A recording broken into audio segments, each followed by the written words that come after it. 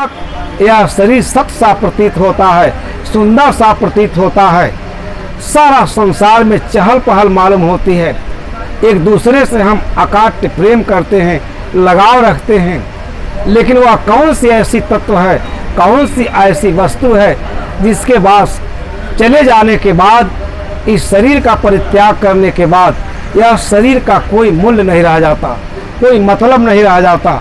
बंधुओं, यह विषय समझने योग्य है, सबको समझना चाहिए। हमारे सदगुरु कबीर साहब ने कहा, मरिहो रे तन काले करिहो, प्राण छूटे बाहर ले डरिहो। जब तक वह सब इस शरीर के अंदर है तब तक यह शरीर मास्टर है, डॉक्टर है, प्रोफेसर है, आईएएस है, माता है, पिता है, सारी उपाधियां हैं। उस एक सत्य के न रहने के बाद इस शरीर और संसार का कोई मूल्य नहीं रह जाता। इसलिए जीवन में सबसे मूल्यवान अगर कोई वस्तु है तो वह आत्मा है। एक उदाहरण लीजिए, श्रीमद् भागवत के एक बड़ा सुंदर प्रसंग आता है, महाराज सुधर्मा की कथा। महाराज सुधर्मा बहुत बड़े ज्ञानी पुरुष थे, धर्म परायण थे। थोड़ी सी हम चर्चा करेंगे, समयाभाव है, बहुत देर से हम लोग सोच रहे थे। सुबह जब मैं यहाँ बैठा था तो धर्म पर बड़ी चर्चा हुई। सीताराम भैया बोल रहे थे, सुरेंद्र जी बोल रहे थे, और हम अपने को समझने में असमर्थ पा रहे थे कि धर्म क्या है, जिसे हम धर्म मान करके और इस तरीके से उसे चिपक गए हैं, और धर्म को हम जानते ही नहीं कि धर्म है क्या। बड़ी मार्मिक विषय है। आज अगर इस देश के लोग धर्म समझ गए होते, हम संप्रदाय के अवैज्ञानिक मान्यताओं को धर्म मान लिए। इसलिए समाज में इतना विस्मरण है कि आज का आदमी, एक साल में बहुत बढ़िया लिखा है, कभी कभी पढ़ना चाहिए विचारकों की दृष्टि में, कि हिंदू के घर में जन्मा हम हिंदू कहलाया, मुसलमान के घर में जन्मा मुसलमान कहलाया, सिख यहूदी पारसी के घर में जन्मा सिख यहूदी पारसी कहलाया। लेकिन दुर्भाग्य है, हम मानव के शरीर से पैदा होकर इस देश में आज तक मानव नहीं कहलाए। इसका एकमात्र कारण है कि इस देश के लोगों ने आज भी धर्म को नहीं समझा कि धर्म क्या है। हम बिल्कुल संप्रदायगत अवैज्ञानिक मान्यताओं को इतनी जड़ता से पकड़ लिए हैं कि छूटना मुश्किल है। और इसीलिए जो शाश्वत धर्म है, जो हमारे लिए कल्याण का एकमात्र साधन है, बोध का विषय है, चिंतन का विषय है, वहाँ कोई नहीं चिंतन करता। महाराज सुधर्मा की इतनी धर्म परायणता थी, धर्म में उनकी इतनी गहन निष्ठा थी कि उसकी सुगंध लोक लोकांतर में फैल रही थी, दिग दिगंतर में फैल रही थी। बड़े अच्छे राजा थे। इस धर्म को समझने का इससे सुंदर उदाहरण कुछ नहीं हो सकता है। एक बार दो महात्मा विचरण करते हुए जब उनकी जस कीर्ति सुने कि महाराज सुधर्मा बहुत बड़े धर्म परायण राजा हैं, उनकी धर्म संसद में धर्म चर्चा में अवश्य भाग लेना चाहिए। महात्माओं का जीवन बड़ा विलक्षण है, अद्भुत है। सुरेंद्र कह रहे थे कि सारे महात्मा आजकल जेल में हवा खा रहे हैं। कारण क्या है? महात्मा आप किसे कहते हैं? महात्मा आपने किसे बनाया? समाज अपने ऊपर जरा भी तिनका भर भी दोष लेने को तैयार नहीं है। ये गरीब लोग समाज के गाढ़ी कमाई का पैसा, रजनीश ने लिखा है कि इस देश में धर्म की जड़ें इतनी गहरी हैं कि आदमी नंगा रहता है, भूखा रहता है, लेकिन मठ मंदिर और साधु संतों ब्राह्मणों को दे आता है। क्या हमारे पास हमारी समझ इतनी तुच्छ हो जाना चाहिए? हम बड़े बड़े विषयों पर विचार करते हैं। हम बताइए कहाँ आज ग्रहों पर पहुंच रहे हैं, हमारी बुद्धि इतनी विलक्षण है। लेकिन जहाँ धर्म का विषय आता है, सब गाय बैल बकरी बन के सुनते हैं धर्म कथा में कि हनुमान जी सूरज को निगल गए थे। इससे बड़ी दुर्भाग्यपूर्ण बात बंधु और कुछ हो सकती है? आज 21वीं सदी में कथा सुना जाता है और किसी के मुंह में दांत नहीं है। जो बड़े बड़े लोग तर्क करते बैठ करके सभा सोसाइटी में बोलने के लिए कहते उनको सांप सूंघ जाएगा, वह अभी इस मान्यता को मानते हैं कि हनुमान जी सूरज को निगल गए होंगे। इसलिए धर्म को समझना अत्यंत कठिन है, दुष्कर है। महाराज सुधर्मा के यहाँ जब ये लोग पहुंचे, उनकी दयनीय दशा देखे कि केवल धर्म चर्चा सुन रहे थे, लेकिन धर्म का अंश रंच मात्र ही उनके पास नहीं था। दोनों महात्मा विचार करने लगे कि यह राजा इतना सहानुभूति पूर्वक धन खर्च कर रहा है, लेकिन इसका सही सदुपयोग नहीं हो रहा है। चलना चाहिए। महाराज, दो महर्षि बड़े उद्भट विद्वान थे उस काल के। महर्षि नारद का नाम आप सुने होंगे कि वह क्या पूरे दुनिया में घुमा करते थे। लोग कहते हैं कि तीनों लोकों में विचरण करते थे। इसका मतलब है सृष्टि की समग्रता से भारत के कोने कोने में वो जाते थे। तीनों लोकों से मतलब है सृष्टि की समग्रता। भगवान श्री कृष्ण के गुरु थे घोर आंगिरस। उन दोनों ने कहा अगर इन्हें समझाया जाए और यह धन का अपना सही सदुपयोग करें, अच्छे चिंतन को धारण करें, तो लाखों मनुष्यों का उद्धार हो सकता है। जब हम सही परिप्रेक्ष्य में धर्म को ग्रहण नहीं करते हैं, अच्छे सच्चे धर्म को स्वीकार नहीं करते हैं, शाश्वत धर्म को समझने की चेष्टा नहीं करते हैं, तो हम अपने प्रबुद्ध जीवन को नारकीय बना देते हैं। यातना, अब इससे बड़ी दुर्भाग्यपूर्ण बात क्या है कि बड़े बड़े लोगों को देखा जाता, रीडर हैं, प्रोफेसर हैं, गांव का एक 5 फेर लड़का कहता महाराज ये गौरी गणेश हैं, गोबर का बना देता है। कहता इनका हाथ जोड़िए, ये भगवान हैं, इन पर अक्षत चढ़ाइए, इनसे आशीर्वाद मांगिए। जो इनमें श्रद्धा रखता है, पूजा करता है, उनकी सारी मनोकामनाएं पूर्ण होती हैं। क्या हमें इतना अंधा हो जाना चाहिए? महाराज सुधर्मा की ऐसी ही गति थी। जब महर्षि नारद को ये पता चला और घोर आंगिरस को पता चला कि मृतलोक में एक ऐसा राजा है, उसके हृदय में जरूर ज्ञान तत्व का आविर्भाव करना चाहिए। कथा सुनना, धर्म श्रवण सुनना, धर्म शास्त्रों का अध्ययन मनन चिंतन एक अलग विषय है। लेकिन बंधुओं, आज मैं एक बात स्पष्ट रूप में आपसे बता देना चाहता हूं कि हर एक प्राणी के हृदय में धर्म स्वतः जन्म लेता है।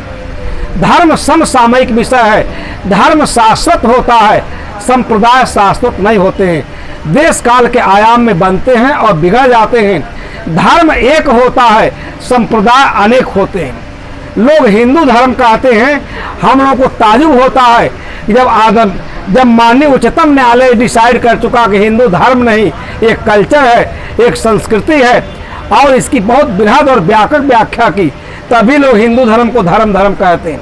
और 10,000 वर्ष का इतिहास पढ़ के नहीं बता सकते कि हिंदू धर्म का ठोस चरित्र, प्रकृति और स्वरूप क्या है। बंधुओं, इसीलिए बहुत बड़ी कठिनाई हमारे जीवन में उत्पन्न हो गई। हमने धर्म को आज तक समझा ही नहीं। मनुष्य मात्र का धर्म एक है। आज लोग कहते हैं कि धर्म परिवर्तन हो रहा है, धर्मांतरण हो रहा है, ये संप्रदाय परिवर्तन होता है, धर्म परिवर्तन नहीं होता है। अगर एक व्यक्ति सपोज कर लीजिए कि हिंदू धर्म को त्याग करके मुसलमान हो गया, तो क्या उसके आंख का धर्म बदल जाएगा, कान का धर्म बदल जाएगा, मुंह का धर्म बदल जाएगा? धर्म शाश्वत होता है और मनुष्य का एक धर्म है। आप इस पर गहन चिंतन करिएगा, मैं बहुत विस्तार से इस पर आख्यान नहीं दे सकता। लेकिन संप्रदाय को जब आप धर्म मान लेते हैं तो धर्म की आप दुर्गत कर देते हैं। दोनों महात्मा पहुंचे। अब ऐसे राजा की दयनीय दशा देखिए। जैसे ही सवेरे महर्षि नारद और घोर आंगिरस पहुंचते हैं राजा सुधर्मा के यहाँ, जाके संतरी जब बताता है कि महाराज आज आपका बहुत बड़ा सौभाग्य है, 2 अनन्य महापुरुष भगवान श्री कृष्ण के गुरु घोर आंगिरस और तीनों लोकों में विचरण करने वाले, धर्म का संदेश देने वाले महर्षि नारद बिना बुलाए पहुंचे। राजा रानी इतने खुश हुए, दोनों अपना फूल लेते हैं, माला लेते हैं और मिष्ट पुष्प लेते हैं, हार लेते हैं, मिष्ठान लेते हैं, लोटा में जल लेते हैं और उनके स्वागत के लिए दरवाजे पर जाते हैं। दोनों उनकी आरती उतारते हैं, माला पहनाते हैं। स्वागत से दोनों महात्मा अभिभूत हैं कि जैसा मैं सुना था वैसा देखने को मिला। लेकिन जैसे स्वागत समारोह समाप्त होता है, दोनों राजा रानी इतना रोने लगे, करुण क्रंदन करने लगे। दोनों महात्मा का होश उड़ गया कि जो इतना ज्ञानी है, धर्माचरण में इस तरीके से लीन है, आज इसके ऊपर कौन सा दुख का पहाड़ टूट गया कि हम दोनों को देख के रो रहा है। दोनों महात्मा शांत हैं। राजा रानी कहने लगे, महाराज आपके आशीर्वाद से हमारे पास सब कुछ है, बहुत कुछ है, धन है, सुख है, वैभव है, विलास की सारी वस्तुएं हैं, भौतिकता का अंबार लगा हुआ है। लेकिन महाराज हृदय में बड़ा भारी वेदना है, पीड़ा है, दुख है, और हम लोग किसी से कह नहीं पाते। दुख यह है कि मेरे कुल में, मेरे कुल का कोई दीपक नहीं है, दोनों महात्मा का होश उड़ गया कि एक आदमी इतना धर्माचरण करता है और ये पंच भौतिक शरीर के लिए इतना महादुखी है। कहता मेरे घर में कुल का दीपक नहीं है। कहाँ कौन किस कुल का दीपक बना है? जो आया थोड़े दिन रहा, यहाँ से चला गया। कोई दीपक नहीं, कोई प्रकाश नहीं। लोग अंधकार में जन्म लेते हैं, अंधकार में जीते हैं और अविद्याजन संस्कारों को लेकर यहाँ से विदा हो जाते हैं। पूरा जीवन अंधेरा भरा रहता है, प्रकाश की कहीं कोई संभावना नहीं। दोनों महात्मा का होश उड़ गया कि बताइए, इतना धर्मपरायण राजा इतना नहीं समझ पाया कि कर्म का विधान अटूट है, शाश्वत है और जो प्राणी जो जो कर्म करता है संस्कार में उसे मिलता है। अब बताइए हम लोग कहाँ से दे देंगे इसको पुत्र? दोनों बड़ी अभिलषित हैं कि महाराज अब आपके आशीर्वाद से सारे मेरी मनोकामना पूर्ण हो जाए। आपके आने से मुझे बड़ी प्रसन्नता हुई, शायद आपका आशीर्वाद फलीभूत हो जाए। दोनों महल में जाते हैं और उनका होश ठिकाने लग जाता है कि अब इस आदमी को क्या प्रवचन किया जाए। इसको तो महारोग पकड़ा है कि मेरे घर में पुत्र कहाँ से आ जाए। अब पुत्र तो हम लोग बनाते नहीं है, बसुरा रुखानी लिए नहीं है, कोई बढ़ाई तो है नहीं। अब इतना धर्म श्रवण करने के बाद इसको इतना ज्ञान नहीं कि प्राणी को जो कुछ मिला है पूर्व जन्म के उत्तम संस्कार के कारण मिला है। आज हमें अच्छे संस्कार उपार्जित करने का आज ये सौभाग्य प्राप्त हुआ है, लेकिन हम यहाँ से खाली हाथ विदा होते हैं। किसी तरह से कुछ प्रवचन किए चाहे यहाँ सारगर्भित चर्चा संभव नहीं है, क्योंकि राजा रानी का जो मन है कहाँ लगा? हाड़ मांस के शरीर में लगा है। एक पुत्र मिल जाए, बताइए बंधुओं कौन किसका पुत्र है? शरीर को आप मानते हैं तो शरीर जड़ है। जब तक चेतना है, चेतना किसी का पुत्र पिता हो नहीं सकती। वो तो आज यहाँ है, कल वहाँ है, जन्मांतरों में दिगंत अनेक यात्राएं करती रहती है। किसी तरह से दोनों महात्मा आशीर्वाद दे करके कि जाइए आपकी मनोकामना पूर्ण हो, आपके घर में, आपके परिवार में, आपके कुल में कोई दीपक जलाने वाला, कोई पुत्र रत्न की प्राप्ति हो, ऐसा आशीर्वाद हम लोग देते हैं। और दोनों सवेरे भाग गए। कहे अगर पुत्र रत्न की प्राप्ति नहीं हुई, ये राजा धर्मपरायण होते हुए भी हमारी घोर निंदा करेगा। दोनों उच्च कोटि के महात्मा थे, कर्म के नियम का बोध था, सत असत का बोध था। इतनी ही बात है बंधुओं, धर्म के क्षेत्र में सत असत का बोध किया जाता है। जितना दृश्यमान जगत है सब असत है, सब परिवर्तनशील है, सब क्षणभंगुर है, जिसमें हमारी बड़ी बड़ी आशाएं लगी हैं कि हम चिरकाल तक इसको भोगेंगे, चिरकाल तक यहाँ रहेंगे। इसी दिवा स्वप्न में हम अपने जीवन की अक्षय ऊर्जा को नष्ट कर देते हैं और सत्य का ज्ञान प्राप्त नहीं होता। उनके चले जाने के बाद साल डेढ़ साल के बाद महाराज सुधर्मा को एक बड़े सुंदर पुत्र रत्न की प्राप्ति हुई। विलक्षण प्रतिभा का धनी, अद्भुत सुंदर, जैसे लगा कि देवलोक से पैदा हुआ। राजा रानी खुशी के मारे झूम उठे, पूरे नगर में बधाइयां बजने लगी, जन्मोत्सव मनाया जाने लगा। बड़ा विलक्षण प्रतिभा का धनी था। लड़का दिन दूना रात चौगुना बढ़ता गया। राजा रानी ने बड़ी स्नेह से पाला। जैसे जैसे बड़ा हुआ उसकी आभा, उसकी प्रतिभा चारों तरफ फैलने लगी। राजा रानी सोचने लगे कि जिन दो महात्माओं से इस पुत्र रत्न की प्राप्ति हुई, काश अगर मिल जाते, उनके पावन चरणों में इस बच्चे को रख देते, वो अपने स्नेहाशीष से सिंचित कर देते। लेकिन वो महात्मा कहाँ मिलने वाले? 12 बरस तक उसकी बड़ी सेवा शुश्रूषा की। बंधुओं, अत्यंत दुखद घटना घटी, जैसे यहाँ घटी हुई हमारे परिवार में। 12 बरस होने के बाद जब 12 बरस का लड़का हुआ, चारों तरफ पूरे नगर में बड़ी खुशी थी कि देर आया दुरुस्त आया, एक ऐसा राजकुमार पैदा हुआ है कि लगता है कि अपने प्रतिभा का और चारों तरफ डंका बजेगी, बड़ा नाम होगा। और प्रजा बड़ी खुशी थी, राजमहल से लेकर के पूरे राज्य में। लेकिन 12 बरस का होते होते लड़के का एक दिन इंतकाल हो गया। उस के असामयिक निधन से राजा रानी बिल्कुल विक्षिप्त हो गए, पागल हो गए। जैसे लगा उनके जीवन में कुछ है ही नहीं। उनकी सारी आशाएं, सारे कल्पना के भवन क्षण मात्र में ध्वस्त हो गए। राजा रानी रोते थे, बिलखते थे। इन महाराजों ने सोचा 12 बरस हो गया, चले अगर राजा के घर में कोई पुत्र आया होगा, हमारा बड़ा मान सम्मान होगा, और नहीं भी आया होगा तो महाराज भूल गए होंगे, आदर सत्कार तो करेंगे ही। इसलिए जीवन के नियम को समझना चाहिए। जब दोनों महात्मा वहां पहुंचे थे, ब्रह्मर्षि नारद और घोर आंगिरस, जैसे ही उनको पता चलता है, राजा रानी बिल्कुल विक्षिप्त, पागल और विक्षिप्त में रोते गाते बिलखते जाते हैं, उनके चरणों पर गिर पड़ते हैं, कहते हैं महाराज आपका आशीर्वाद तो फलीभूत हुआ, लेकिन हम लोग बिल्कुल पागल हो गए हैं, विक्षिप्त हो गए हैं। हमारे पास पुत्र रत्न की प्राप्ति हुई, लेकिन वह बच्चा 12 साल में यहाँ से चला गया। अब हम लोगों को लगता है इस संसार में कुछ है ही नहीं।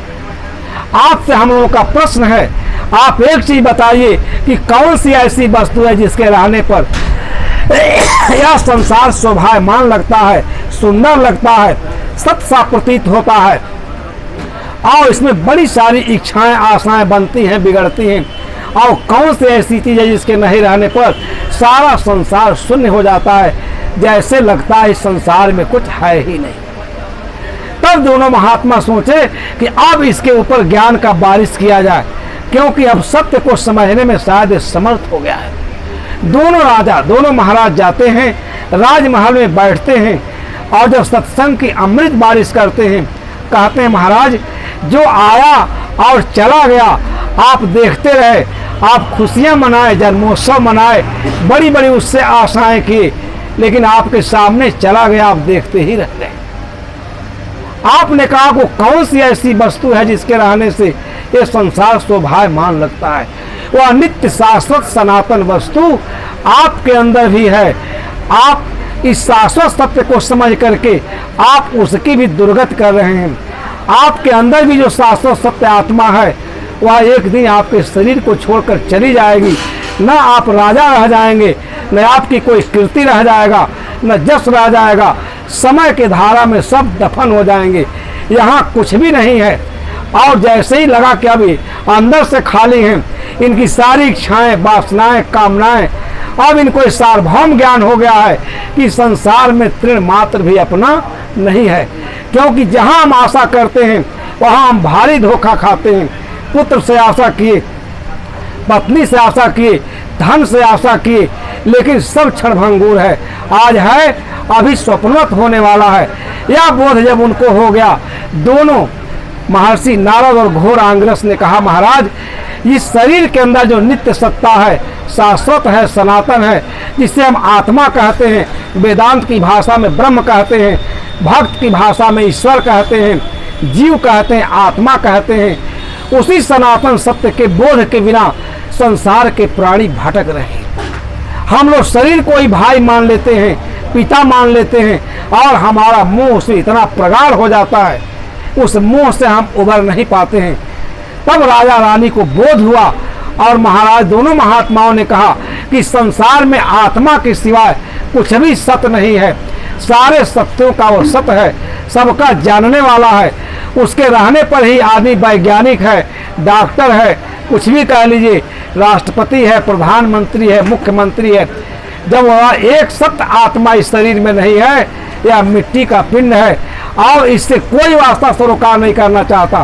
कोई नहीं कहता कि अपने घर में रखेंगे। यहाँ तक लोग कहते हैं कि जल्दी इसको घर से बाहर करो, ये भूत हो गया, प्रेत हो गया। हमारी मान्यताएं कितनी गलत है। इसी प्रकार से हम थोड़ा सा धर्म के विषय में चर्चा करना चाहते थे। राजा सुधर्मा बहुत धर्म की चर्चा किए थे, लेकिन वो कथा कहानी को धर्म समझते थे, कर्म कांड को धर्म समझते थे। आज सुबह आप हमसे प्रश्न पूछे कि साहब बताइए संस्कार क्या है, मरने के बाद कौन सा संस्कार रह जाता है। हमें इतना ज्ञान होना चाहिए कि सारे संस्कारों के निर्माता हम खुद हैं। सारे संस्कार हम बनाते हैं, सारे कर्मकांड बनाते हैं, मंदिर हम बनाते हैं, देवता हम बनाते हैं, भगवान हम बनाते हैं, उसकी पूजा पाठ हम करते हैं।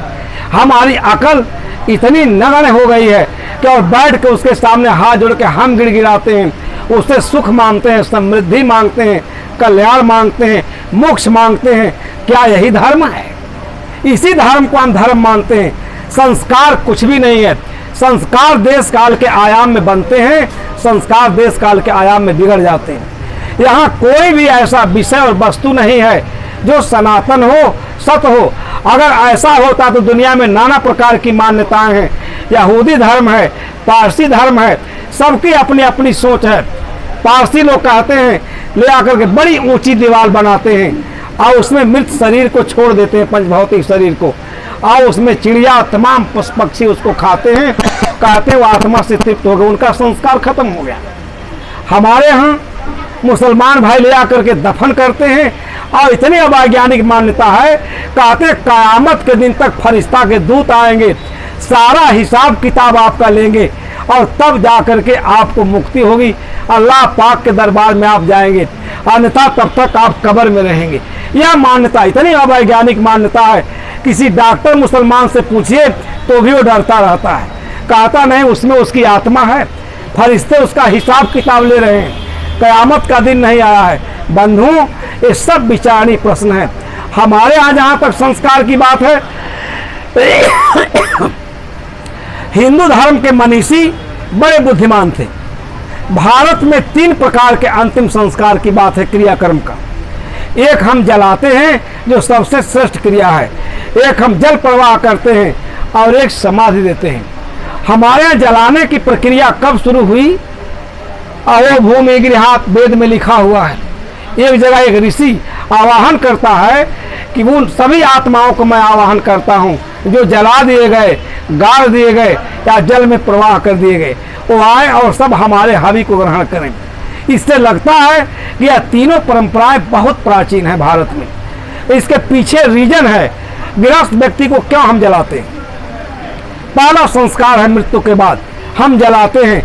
जलाने का तात्पर्य है कि आदमी इस मोह माया के नगर में रहता है, उसकी बड़ी गहन आसक्ति होती है, राग होता है, प्रेम होता है, वो इस संसार को छोड़कर जाना नहीं चाहता।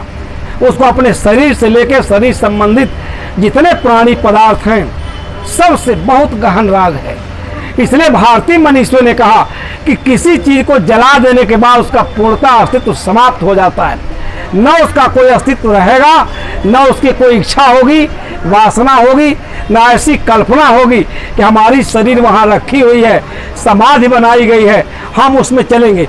तो हमारे भारतीय मनीषी बड़ी उच्च कोटि का निर्णय लिए कि संसार में हमारा ऐसा कोई चिन्ह नहीं रहना चाहिए कि हमारे अंदर ऐसी आशा लेकर हम शरीर छोड़ें कि कहीं न कहीं हम दफनाए जाएंगे, समाधि बनेगी, पुनः शायद हम वहाँ लौट सकें। अनेक बातें आप देखेंगे, मिस्र में पिरामिड बने हुए हैं, वहाँ के राजा महाराजाओं की पिरामिड, सोने की चादरों में उनकी लाशों को क्या लेप करके और उसको उसमें रखा गया, इसको हम आप पिरामिड कहते हैं। बहुत प्राचीन कल्चर है और उसमें यहाँ तक है मान्यता